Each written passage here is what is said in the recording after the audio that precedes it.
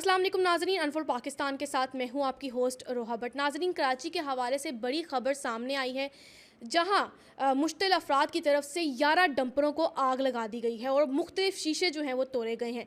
वाक़े की तर्ज क्या है, ये वाक़या कैसे रूनुमा हुआ और क्या ये पहला वाक़या है जो कि पेश आया, आज तफसीलन आपको इसी वीडियो में बताएंगे।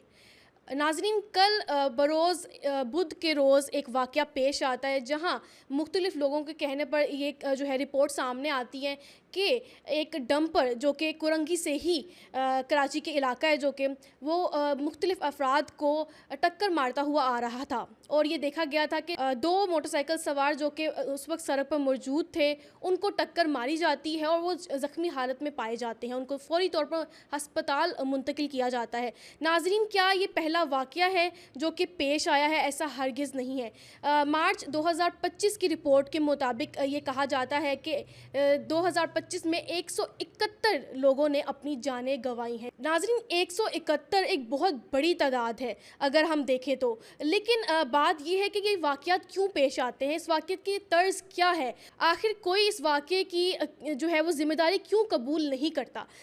हम देखते हैं कि मुर्तज़ा वहाब जो कि मेयर कराची हैं, कामरान टिसोरी साहब जो कि गवर्नर सिंध हैं, उनकी जानिब से लफ्ज़ी तलखी जो है वो देखी गई है सोशल मीडिया पर, लेकिन जब ज़िम्मेदारी कबूल करने की बात आती है तो सामने आगे बढ़कर कोई जो ज़िम्मेदारी है वो कबूल नहीं करता।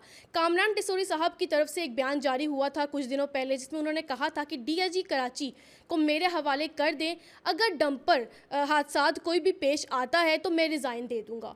तो कहाँ है आपका रेजिग्नेशन, कहाँ है आपका इस्तीफ़ा? आप दें आगे बढ़कर इस्तीफ़ा। उनके हम देखते हैं कि उस बयान के बाद भी बहुत से डंपर हादसात हुए हैं।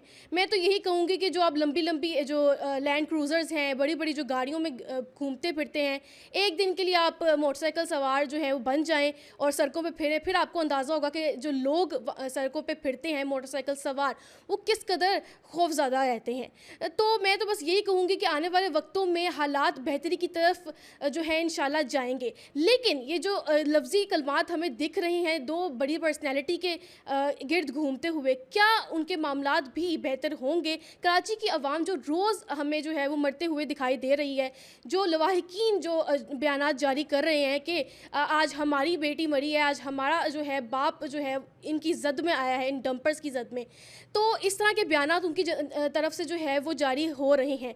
तो क्या आने वाले दिनों में हालात बेहतरी की तरफ जाएंगे? जो वाक़यात बढ़ते हुए हमें दिखाई दे रहे हैं उसकी आखिर वजह क्या है? ये हुकूमत की नाअहली है नाज़रीन, क्योंकि इसकी बात जो है बहुत से लोग करते हैं कि हुकूमत जब कहती है कि हमने जो है इलेक्शंस जीतने हैं, उसके लिए डिफरेंट कैंपेन्स होती हैं, लेकिन जब इन वाक़यात की रोकथाम के लिए कैंपेन चलाने की बात आती है तो कोई सामने नहीं आता, कोई आगे बढ़कर उन वाक़यात को नहीं रोकता। तो कुछ ऐसे कवानीन बनाए जाएँ जो कि इन डंपर्स के ख़िलाफ़ जो हैं वो वजूद में आए और इन डंपर्स के जो ड्राइवर्स हैं जिनको लाइसेंस जारी कर दिया जाता है उनकी नाअहलियत के चक्कर में, तो उनको लाइसेंस ना जारी किया जाए। इसी के साथ नाज़रीन, मैं यही कहूँगी कि जो इंतज़ामिया है, जो हुकूमत के लोग हैं, उनको चाहिए कि इस सवाल पर गौर करें कि आखिर क्यों कराची को कभी भी अमन का गहवारा नहीं समझा गया। इसी के साथ मैं आज की वीडियो जो है वो ख़त्म करूँगी। आप इस सवाल पर ज़रूर गौर करिएगा। मेरी हुकूमत से भी ये अपील है कि आने वाले वक्तों में ऐसे कवानीन बनाए जाएँ जो लोगों की तहफ़्फ़ुज़ात का मरकज़ बने। इसी के साथ अनफॉल पाकिस्तान के साथ मुझे दीजिए इजाज़त। अपना बहुत सारा ख्याल रखिएगा। तब तक के लिए अल्लाह हाफ़िज़।